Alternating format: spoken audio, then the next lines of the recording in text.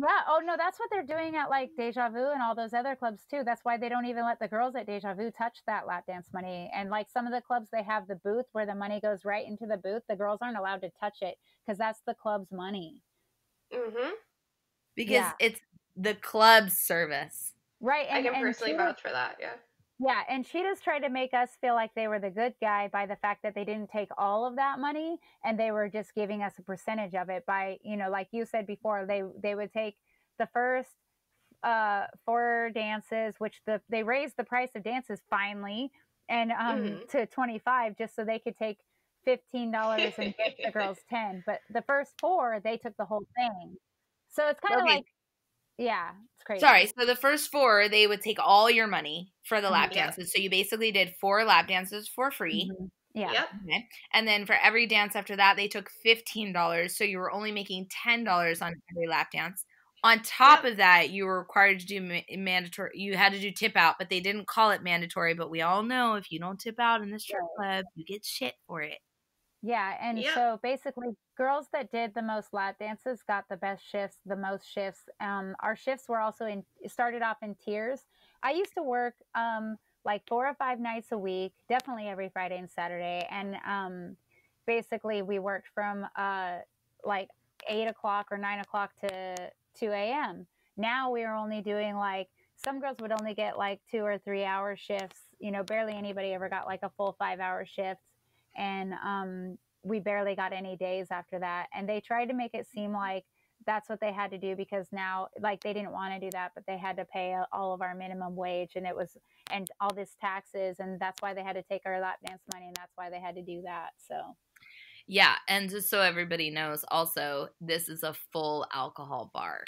yeah, they Mm-hmm. sell alcohol and they get plenty of alcohol sales because everybody who comes there loves alcohol. Yeah. Yeah. Even if they don't give us money, everyone buys drinks. There's a 2 drink minimum to be there. That's true. Right. And so they're making plenty of money on alcohol and they're just like stealing so much of your money. Okay. So before all this happened, I personally came to Cheetah's and I was doing this at several clubs in Los Angeles and Cheetah's was on our hit list. And as Soldiers of Pole, we were going in there and talking to dancers about coming to our meetings and learning more info. And I think you were, I don't know if you were both there on one particular night. I came in more than once. I came in maybe a total of twice. I know Malice, you were there one time. Teddy, Yeah. I don't know if you were or if Yeah, I you was. were and we just missed each other. But at the time when we were coming through, and I want to clarify that this next part of the conversation is so that we can help other dancers sort Mhm. of recognize what's happening so that they can get ahead of the curve. Yeah. And so at the time when I was coming in and talking to you about this stuff, or other people, maybe not even just me, what was going on in your head when we were bringing that up to you before the club closed? Well, for me, I personally I loved what you guys were doing, like Soldiers of Pole and everything, and I knew that starting a union would be a good idea since everyone did have to be employees. But I was personally resistant to it because I thought that people should be organizing to fight against being an employee at all. I will say that like now after working with you guys for a while, I do see how the benefits of being under employee status. Um, however, the anarchist side of me still has a issue with it. Sure. But I do think that since that there's nothing, it's much easier to work with a union and try to get the rights that we deserve being an employee than to try to change that law anyway. So I felt like just at that time, I was just not seeing clearly what needed to be done at the time. Sure. And Yeah. Teddy, what about you? I well, when we were still independent contractors, I was like, yeah, union, but I don't know if we need it. When we were employees, I was, I think, way more I was really gun ho union because I am, but that's me personally. Because my political background is I'm a card carrying socialist, and I'm like the unions have done all the work forever. Unions are where we have a weekend. Unions are where we have vacations. Unions are where we have anything. So when anyone's like, "You're gonna Mhm. do a union," I'm like, "Oh hell yeah, let's join a union." Okay. Got it. And then after this all happened, did anything change for you, specifically Malice, I'm asking? Like, what did just something kind of like click, or did you have a thought, or what was going on for Well, you? I just realized that if I don't get involved in this, like I just feel sorry for all of the, strippers that are starting out now or that are continuing to work now. They're going to be basically sex trafficked by these clubs if I don't and others don't help them because that's what's happening and they'll never be able to dance like I did. They'll never be free like I was. And I don't want to see that happen to this industry. And I like want to do the Yeah. best I can to help them get some rights. Yeah. Do you guys feel this is something that I've been feeling like lately is that these owners and managers aren't adapting to the changing times that we're in as a society? Do you kind of get that same feeling? No, Yes. 100%. They never were. I was the one back when I started working at Cheetahs from the beginning 10 years ago when I first moved here, trying to convince them to get an Instagram. They never did it until probably like near the end of me working there, maybe like 3 years or something into the end.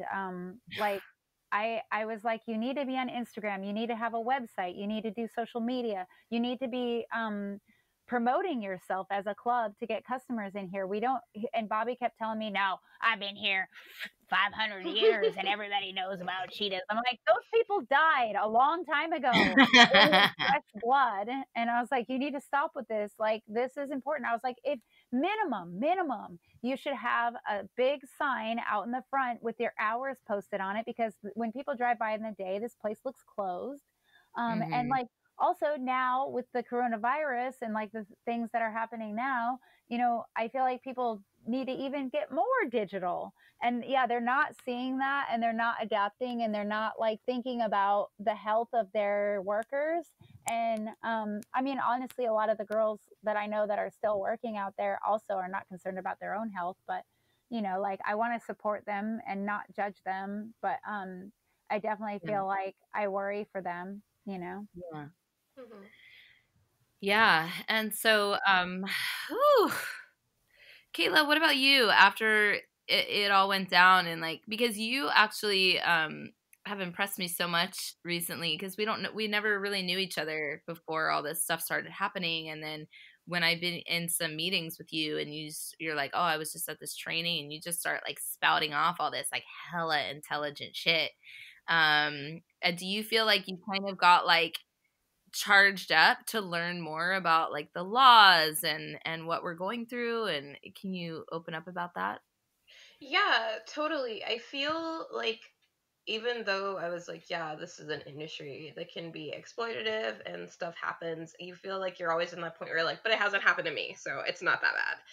And then it Right. happened, and it happened really suddenly. And I was like, for a while, I was like, I don't know what to do. It was really interesting. And then Malice was the one who reached out to me and was like, hey, I've been talking to like these people, like maybe you should come through. Let's see what's going on. And I think especially joining up and talking to other people and seeing that this isn't like a one-off in any case, it won't be a Right. one-off, and it's very much, it's not like, oh, it sucks that that happened, but that's one bad club, that's one bad owner. No, they're all like that, and they're all waiting for the moment that they can do that, and they're all looking to see how they can like suck the people that this industry relies on dry. And they're all 100%. ancient and they refuse to adapt, and they all look like the chocolate grandma from SpongeBob. And I I think don't know who that is, but I will that's Google okay. that. But seeing that, but then also seeing kind of like the strength and the resiliency and the intelligence of everyone in the union, and the fact that everyone else is also really fired up and is really like, we can change this, and really we can work for this, and we can make this industry what we want it to be, I think was really inspiring. Yeah. Isn't it so inspiring? Because we all, so for everyone listening and watching, we all work together on Soldiers of Pole. And when we're all together in the room, like, isn't it so incredible, like, how smart we all are and, like, thoughtful and amazing? Do you ever take note of that? I always take note of how smart everyone else is, but like, You don't give yourself enough credit. You are incredibly smart and thoughtful, and your opinion, your experience and your knowledge and your care for all these other people brings so much to the table. Like, both of you impress me on so many levels, and everyone on our team does. yeah, I really feel that, like I am, like learning a lot, like a lot of the legal aspects of unionizing and all of that stuff is really overwhelming for me. I mean, I'm one of those people, like an email is really overwhelming for me. So it's been a learning curve for me, but at the same time, I definitely feel very strongly about sex working, stripping, and stuff like that. And I'm just so sick of how many freaking years women have to get shitted on. How many fucking years do we have to get fucking treated like shit until we can finally like have some rights? And like I feel like for it to like set off in the sex industry where there's so many strong independent women is like the best starting ground, because this is I think where we need to begin, because we're the women that are basically even, judged by other women. And we need to come through and be like, nobody can treat us like shit. We deserve this. We should have rights, and you all should have rights too. We need equal pay. We need vacations. We need childcare, and we need to be like, we're never going to get anything from these corporate motherfuckers if we don't tell them to give it to us. So, well, I have visions of sex workers and strippers owning the clubs. Yeah. And to find a way over time to push the men out and for the clubs to be female run and sex worker run. Yeah.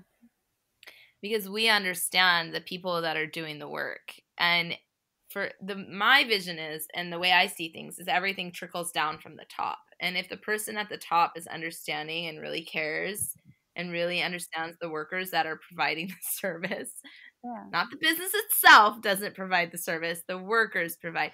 And I think if you step into those shoes and really understand and keep those workers happy, that creates a more fruitful, productive business. And so, like, why don't we just, have you ever, either one of you ever envisioned being a manager or an owner of your own place?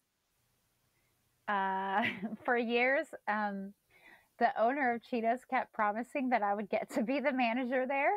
And I laugh at it now just because I knew he was full of shit then. And I'm just like, like I knew it, but I was like, I joked with him all the time that I was just going to kill him and take it over like they do in like and the king must die.